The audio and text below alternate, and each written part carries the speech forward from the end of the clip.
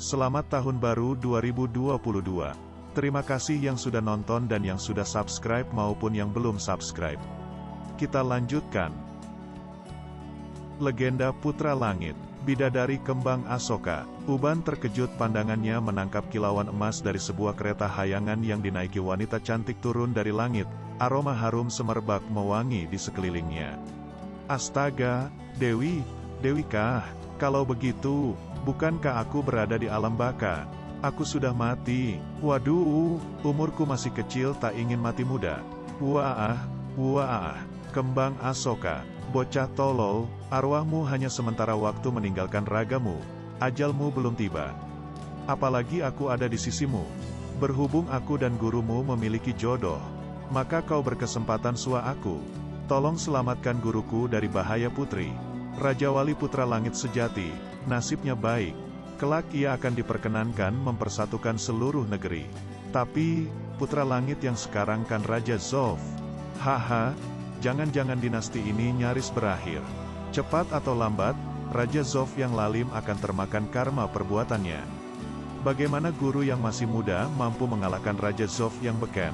Lagi pula semenjak lahir, guru selalu dikejar penjarahan. Untuk sekedar mempertahankan hidup pun sudah sulit, apalagi menggantikan Zof. Yang Maha Tahu akan menganugerahkan tugas mulia ke pundaknya, tapi harus melalui percobaan berat tahap demi tahap, untuk meruntuhkan dinasti kini yang memiliki sejarah dari 6 abad. Bagi Raja Wali, bukanlah pekerjaan mudah dan belum tentu ia berhasil jadi putra mahkota. Untuk menjadikan dirinya seorang putra langit, dia harus pandai, tekad membaja, berhati emas, mental kuat, mampu melewati pelbagai percobaan. Waduh, syarat demikian banyak dan berat, sungguh tak gampang jadi raja ya. Mana mungkin ada sukses yang mudah diraih dalam dunia ini. Meskipun sudah dianugerahi kesempatan, masih diperlukan perjuangan. Kini aku titipkan pesan untuk direnungkan dan dicamkan Raja Wali. Lihat cediam, sua be elak, temui sembah, dapat delatih. Menghafalnya si kecil, tapi memahami maknanya bikin pusing 7 keliling. Ini hanya anugerah belaka, berhasil atau tidak, tergantung dari diri Raja Wali, andai mampu menyelami makna inti yang tergantung di dalamnya. Niscaya akan bisa mengubah perjalanan hidupnya kelak. Kau harus sering membantu gurumu Uban. Manfaatkan nuansa bidadari yang ku hadiahkan padamu. Tubuhku terselimuti energi suam-suam kuku. Segar sekali. Bidadari itu sudah pergi. Terima kasih Nona Bidadari. Tiba-tiba Uban merasakan tubuhnya meluncur deras. Oh, rupanya ia baru tertidur. Memang seperti mimpi. Tapi pertemuan ini bukannya mustahil. Loh, kenapa kedua lenganku jadi begini? Otot kedua lengannya membesar. Seperti ku miliki kekuatan yang bertambah secara luar biasa. Kalau demikian perjumpaan dengan bidadari itu tadi bukan mimpi. Lalu memberanikan diri, Uban melangkah mencoba menjamah lagi kristal di dekatnya. Ajaib, gampang saja, takut pun hilang sama sekali. Benar-benar bidadari itu ingin menghadiahkannya pada guruku. Jadi, kenapa tak diambil saja semuanya? Siapa nyana nasib guruku sungguh begitu bagusnya. Kesaktiannya pun bakal tanpa tandingan. Nuansa bidadari, nuansa gaib. Guru sehari ini adalah sama dengan ayah seumur hidup. Akulah yang harus membantu guru keluar dari kungkungan jahat.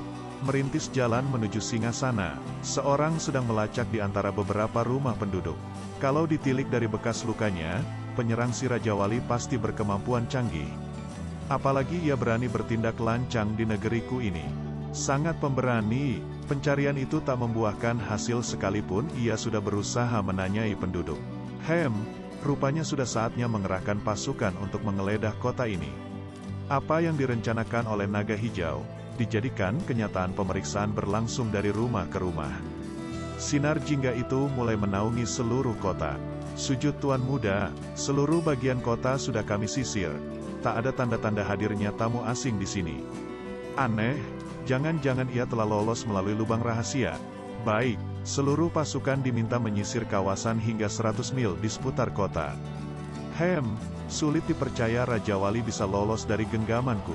Istana Macan Petak, hanya 2 bangunan yang tak disensor sebab pemiliknya adalah sang empunya negeri. Kediaman Bajing Kelabu, Ada 4 tamu asing di sini. Panglima Sinengat, Panglima Pawaka, Ki Gait, Panglima Winesi. Kesemuanya adalah para panglima dari lembah kekelaman masa.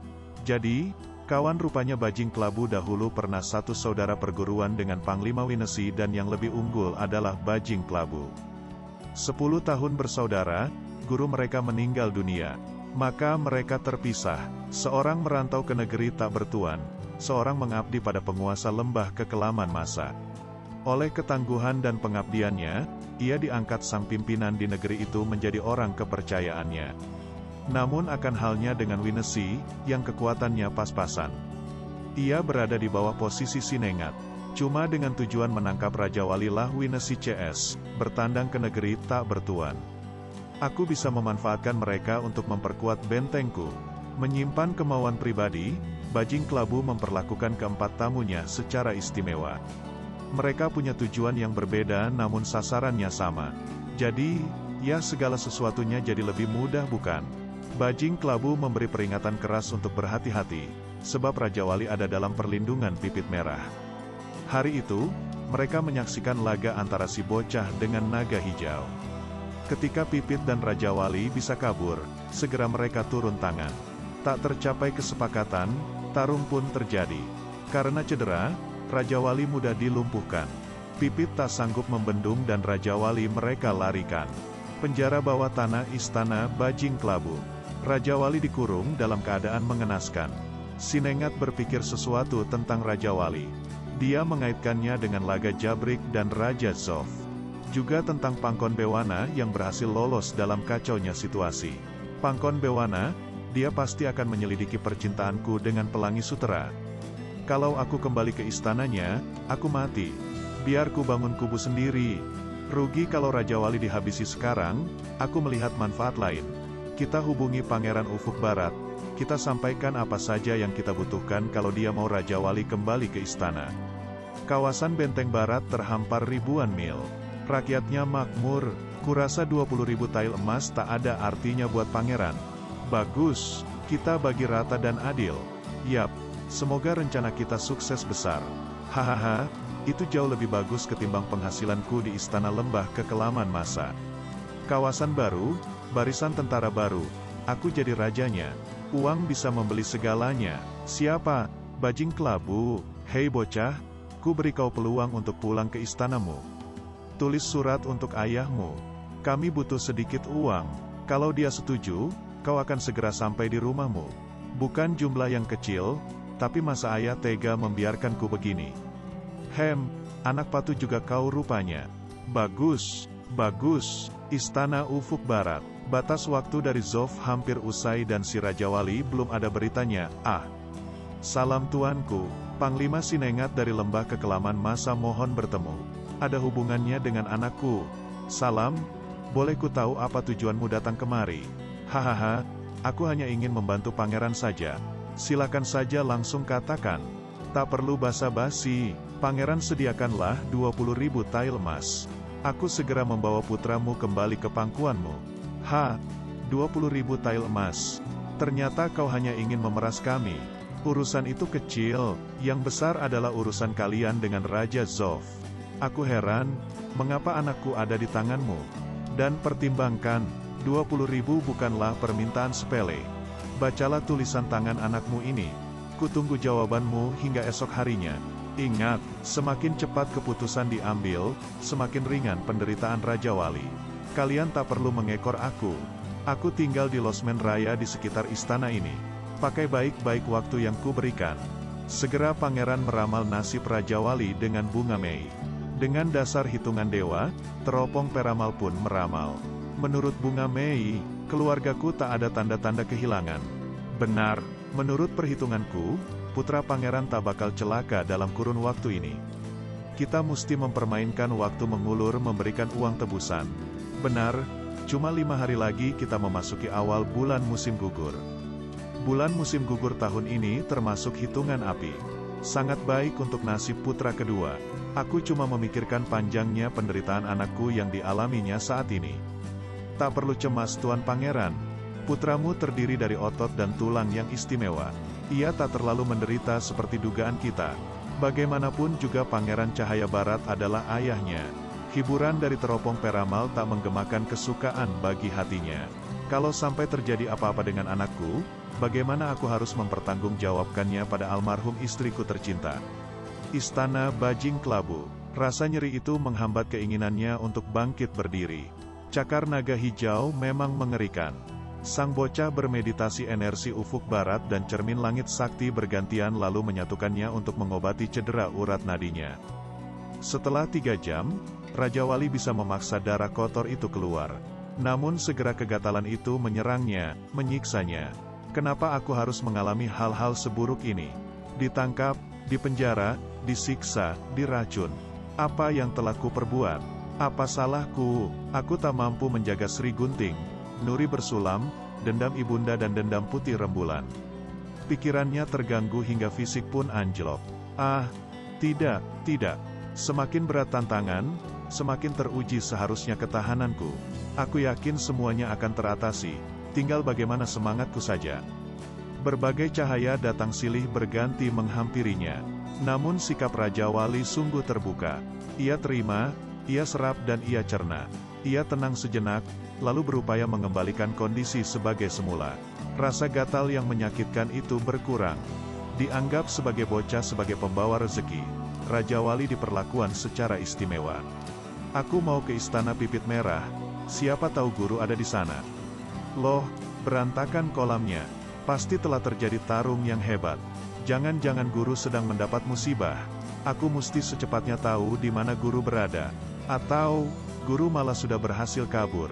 Di sini banyak pengawal istana, siapa tahu aku beroleh berita dari mereka.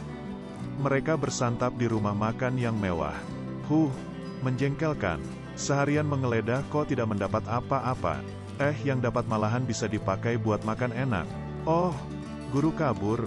Mungkin untuk jelasnya aku mesti menyelinap ke Istana Naga Hijau. Istana Naga Hijau. Seharian menunggu tanpa hasil. Uban mulai lelah. Sujud Tuan Penguasa. Ribuan penduduk telah kami periksa. Daerah demi daerah diselidiki tanpa lengah. Kami tak menemukan apapun Tuan. Aneh, anak itu seperti menguap saja. Mohon ampun Tuan. 2 tempat belum diperiksa, Istana Macan Petak dan Bajing Kelabu. Mana berani mereka menyembunyikan Raja Wali. Ananda memang sengaja tidak memeriksa kedua istana itu. Ananda menghindari kesalahpahaman ayah. Apakah ayah punya pertimbangan baru mengingat kami gagal? Secara pribadi, aku percaya pada mereka. Namun siapa tahu anak buah mereka. Geledah, kata-kata bersayap yang meluncur dari mulut naga hijau memaksa parang nyawa mengeluarkan perintah baru. Pemuda itu licik, tapi siapa tahu guru memang disembunyikan di sana. Lalu, kalau ditemukan di sana, aku sebaiknya bagaimana? Istana Macan Petak. Apa? Menggeledah istanaku? Ini perintah langsung Ayahanda Penguasa. Kami hanya menjalankan tugas. Baik, silakan saja. Oh, Yang Maha Baik, selamatkan guruku. Aku tahu ini sangat tak berkenan di hatimu. Namun ingatlah, ini perintah Ayahanda semata. Oh ya, ku dengar hanya beberapa jurus saja kau sudah menaklukkan Raja Wali. Wah, selamat ya. Itu karena Raja Wali sedang cedera. Sebetulnya ia tak mudah ditaklukkan. Oh ya, lama kita tak berbagi keahlian. Bagaimana kalau kita manfaatkan waktu yang sebentar ini? Ya, tak ada salahnya. Mereka bukan mengadu jurus, tapi mengadu tenaga dalam.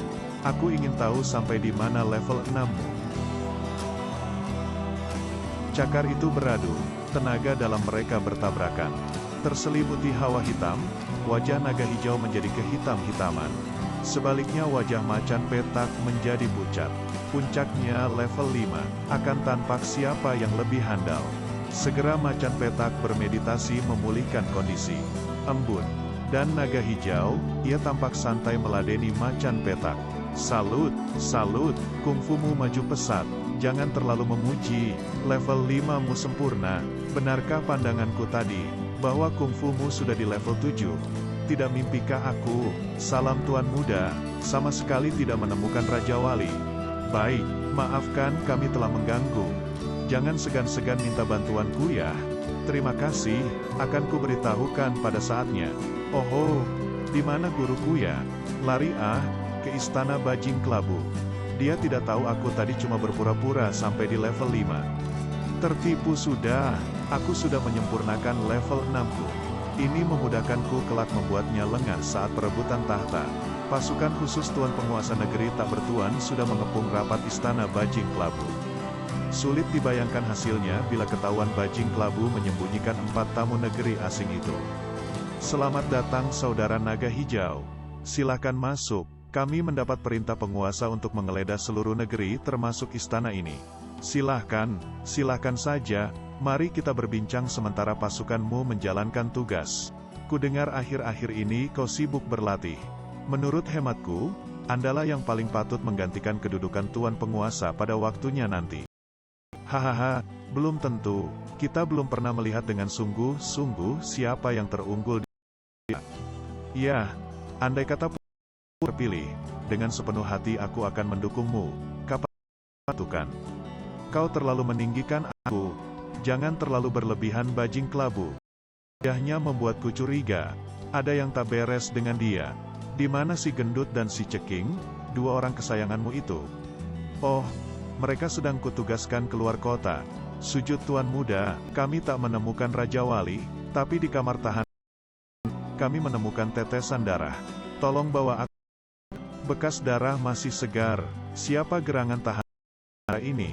Seorang penduduk di sini yang enggan membayar utangnya. Kami tekan dia hingga mayatnya telah kami buang. Jujurkah kau? Ada yang jelas kau tutup-tutupi. Loh, aku setia pada Tuan Penguasa. Bagaimana bisa curigai aku? Aku akan membutuhkan tenaganya untuk mendukungku. Biar saja, baik, kututup. Kau tahu bahwa aku tahu. Waduh, dia tahu.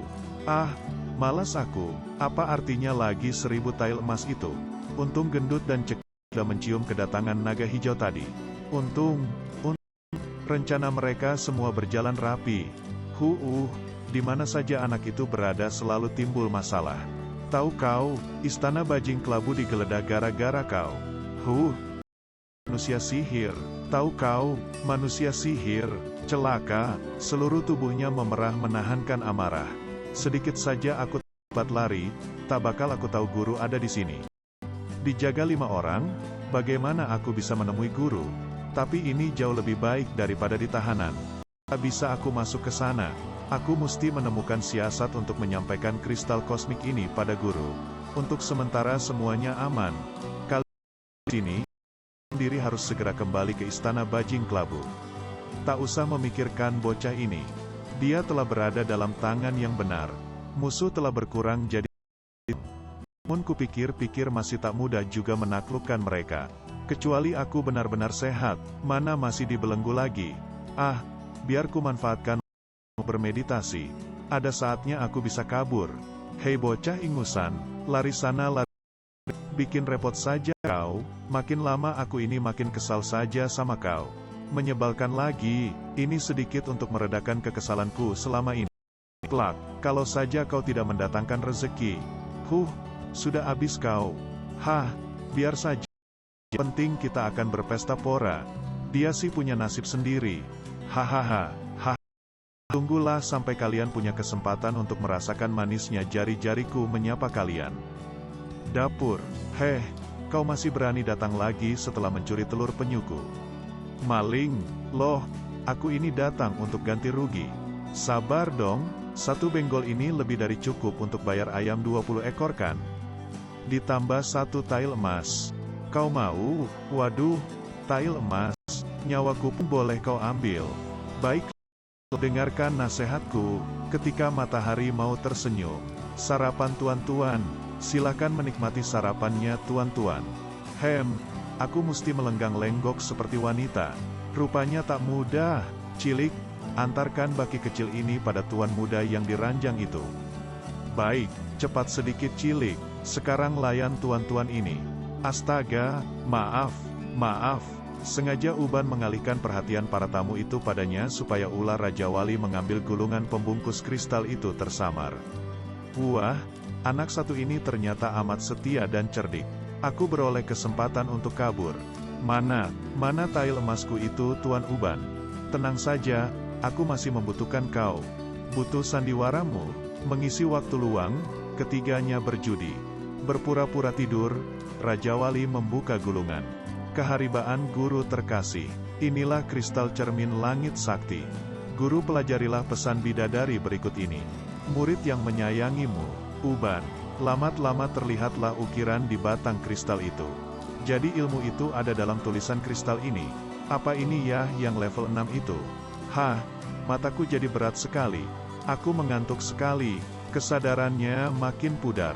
Ia hanyut terikut pusaran biru yang adem. Lemas, aku lemas, seperti masuk ruang hampa. Tidak berdaya, lalu perlahan muncul sinar sejuk putih tampak samar-samar. Peri-peri ini ada dalam gambaran yang tak jelas.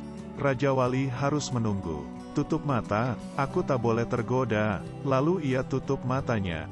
Kesemua peri-peri itu merayu-rayu Raja Wali. Namun anak muda ini terus menjaga kesadarannya. Ia menunggu sesuatu dari kristal. Ia cuma kewalahan menghindari keharuman mereka. Tidak, aku tak akan melakukan perbuatan cela. Di hadapan Sang Maha Suci, aku harus menjaga kebersihan jiwaku. Dengan tekad bulat, ia berkonsentrasi menangkal godaan yang melilitnya. Ketika peri-peri penggoda itu tertolak, mereka berteriak seraya berganti wujud menjadi makhluk-makhluk lain. Ternyata gangguan dari kuasa gelap. Merekalah yang harus kulawan. Raja Wali tak gentar dengan ukuran-ukuran raksasa itu. Getar halilintar 9 langit. Dalam tempo amat singkat, mereka menyingkir. Wah, ada cahaya lain lagi. Siapa lagi ini? Ah, lain. Rasanya dingin sejuk, baunya pun semerbak. Oh, apa ini yang dikatakan oleh si Uban itu? Raja Wali, mereka semua tadi cuma ada untuk menggoda ketahanan jiwamu. Aku senang kau tabah. Kau masih muda, tapi jiwamu telah dewasa. Kau tak mudah dikagetkan oleh perubahan. Malah kau anggap sebagai tantangan untuk lebih mau menanti.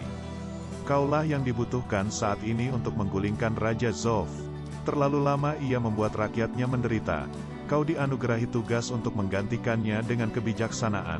Ah, putri, untuk menyelamatkan diri sendiri saja aku tak mampu. Bagaimana aku bisa memikul tugas yang berat? Menyandang kesejahteraan rakyat banyak. Jangan merasa rendah diri Raja Wali. Ingat kaisar pertama dinasti ini. Bukankah ia datang dari golongan tak mampu? Bukan keturunan raja. Dengan kesederhanaannya dan kerendahan hati yang mulia, ia malah bisa mempersatukan banyak dinasti kecil. Kau ingat itu putra pangeran. Kalau mau maju, miliki semangat lebih. Kalahkan kelemahan diri sendiri. Dengarkan panggilan yang luhur. Bidadari Sudikah menguraikan makna yang diberikan pada Uban beberapa waktu lalu. Upayakanlah pengertiannya secara batiniah. Percayalah, kalau kau paham makna pada batang kristal itu, kau akan paham yang kau pinta tadi. Raja Wali, segala bantuan dari luar, cuma penunjang. Segala keberhasilannya tergantung 100% pada keyakinan jiwamu. Intinya jiwamu, level 1-5 cermin langit sakti cuma dasar. Karena kau berkenan padaku, segera ku selesaikan meditasi level 6-mu. Kurasakan kesegaran yang luar biasa. Belum pernah ku alami yang seperti ini. Dunia kita berbeda, tugasku hanya sampai di sini. Lah yang terbaik. Yah, aku memberikan janjiku menyejahterakan rakyat negeriku. Aku cuma mimpi, tapi seperti nyata. Kristal ini mengandung kegaiban. Aku bermeditasi, rasa gatal ini berangsur hilang. Meditasi lancar tanpa terganggu sedikit pun. Sungguh suatu karunia bagiku. Kenapa tiba-tiba datang hawa dingin menusuk ini? Hah, berat tidur si bocah. Sekujur tubuhnya diselimuti hawa hitam, kok memang buruk. Lihat hitam. Jangan mati sebelum kami terima uang itu bocah. Tunggu sampai meditasi cermin langit sakti level 6-ku memuncak.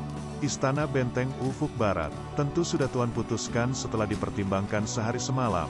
Jumlah itu agak terlalu besar Panglima. Kami mohon Tuan tinjau kembali. Kau pikir aku ini pedagang sayur? Enak saja main tawar-menawar. Ya, baiklah. Beri kami waktu untuk mengumpulkan jumlah sebanyak itu paling tidak 5 hari. Kalian sengaja mengulur-ulur waktu. Biar Raja Wali tahu akibatnya. Jangan terlalu memaksa si Nengat. Benar, apa sih sulitnya menanti 5 hari? Raja Wali masih dalam genggamanku. Baik, tak ada penawaran lagi. Atau Raja Waliku kirim padamu dalam wujud lain. Kawan lihat perubahan wujud si Raja Wali. Menakutkan. Kok kulitnya jadi lebih hitam dari kulitku? Jangan-jangan dia sudah mau mati. Dia sumber rezeki kita. Cepat siapkan ginseng, tanduk rusa dan sarang walet. Racik ramuannya, kita tak perlu keluar uang. Waduh, mereka mau enaknya saja. Lagi-lagi aku tak dibayar. Padahal obat itu mahal. Kenapa mereka memperlakukan guru dengan istimewa? Apa kondisi guru membaik? Yah, kondisi guru membaik. Aku senang. Raja Wali memberi tanda agar Uban tak terlalu memperhatikannya. Setelah hari kelima, warna kulit Raja Wali normal kembali. Alam gaib level 6 sudah terlampaui. Cederaku pulih, gatalku hilang. Kurasa sudah saatnya bertindak. Suatu siang, Raja Wali diberi isyarat supaya membuka belenggunya. Uban memberi syarat, besok. Sri Gunting, pinjami aku golok kesayanganmu. Bagaimana keadaan Raja Wali? Sabar, dengan golok sakti ini, belenggunya bukan soal. Belakangan ini, aku sungguh mencemaskannya. Tenang, aku sudah bertekad meloloskannya.